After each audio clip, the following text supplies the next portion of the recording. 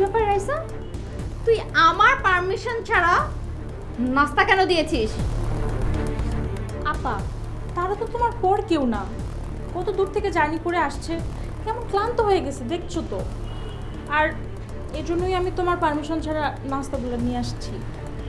তোর সাহস দেখতেছি দিন দিন বেড়েই চলেছে। হ্যাঁ, তুই আমার পারমিশন ছাড়া রাস্তার লোকজনকে নাস্তা দিচ্ছিস, তাই না? আরে ওরা ক্লান্ত, তো আমি কি করব? বৌমা, আমরা মায়ের পুতের তোমার এই খাবার একটু মুখে দেই নাই, তুমি এই খাবার নিয়ে যাও, তবু এই মেয়েটার অপমান করো না।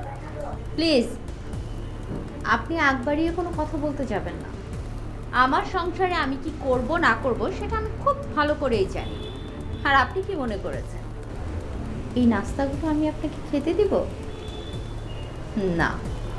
এই নাস্তাগুলো নিয়ে আয়।